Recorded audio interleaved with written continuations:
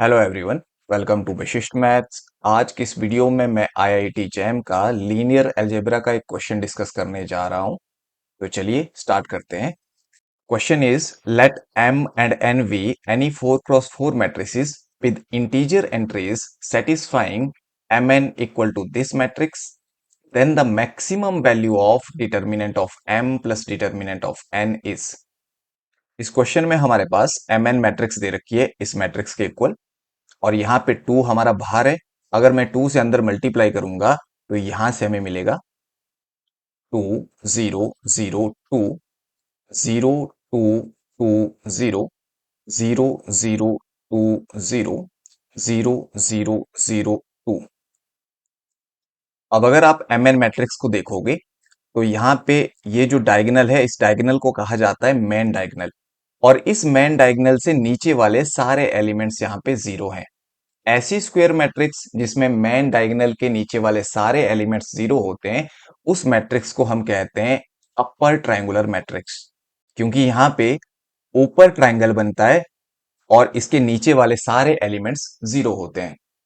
और upper triangular matrix में जो मेन डायगोनल एंट्रीज होती है वो उसकी आइगन वैल्यूज होती है। यानी mn की आइगन वैल्यूज हमें यहां से मिल जाएगी। पहली आइगन वैल्यू 2, सेकंड भी 2 है, थर्ड भी 2 है, और फोर्थ आइगन वैल्यू भी 2 है। और जो डिटर्मिनेंट होता है वो प्रोडक्ट ऑफ आइगन वैल्यूज होता है। तो यहां से हमें mn मैट्रिक्स का डिटर्मिनेंट मिल जाएगा 2 इंटू 2 इंटू 2 इंटू 2, जो कि हो जाएगा 16। अब यहाँ पे जो mn का डिटर्मिनेंट है इसे मैं लिख सकता हूं determinant of m into determinant of n। और mn डिटर्मिनेंट की वैल्यू क्योंकि 16 है तो यहां से हमें इसकी वैल्यू भी 16 मिल जाएगी। अब आगे चलते हैं। अब यहाँ पे दो मैट्रिसेस के डिटर्मिनेंट का प्रोडक्ट 16 है, तो m और n के डिटर्मिनेंट की पॉसिबल वैल्यूज क्या क्या हो सकती है।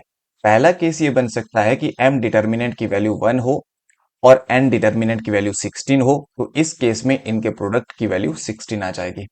या फिर ये हो सकता है कि m डिटर्मिनेंट की वैल्यू 16 हो और n डिटर्मिनेंट की वैल्यू 1 हो, तो इस केस में भी आपका 16 आ जाएगा। या फिर ये पॉसिबल है कि 2 इंटू 8 ये 16 बन जाए, या फिर 8 इंटू 2 यहां से भी हमें 16 मिलेगा। या फिर ये पॉसिबल हो सकता है कि दोनों का डिटर्मिनेंट 4 और 4 हो, तो यहां से भी हमें 16 मिल जाएगा। इनके अलावा अगर इन्हीं 5 केसेस में आप दोनों डिटर्मिनेंट की वैल्यू नेगेटिव लेते हो तब भी आपको वहां से 16 ही मिलेगा। जैसे फॉर एग्जांपल पहले वाले डिटर्मिनेंट की वैल्यू -1 हो, दूसरे वाले डिटर्मिनेंट की वैल्यू -16 हो, तो इस केस में भी आपको 16 मिलेगा। तो इसी तरह से यहाँ पे 5 पॉसिबल केसेस और भी बन सकते हैं। इनके अलावा कोई और केस नहीं बनेगा। अब अगर आपके माइंड में ये आ रहा है कि m डिटर्मिनेंट की वैल्यू हाफ हो सकती है, n डिटर्मिनेंट की वैल्यू 32 हो सकती है, इस केस में भी हमें प्रोडक्ट की वैल्यू 16 मिलेगी, तो ये वाला जो केस है वो नहीं बन सकता। उसका रीजन क्या है?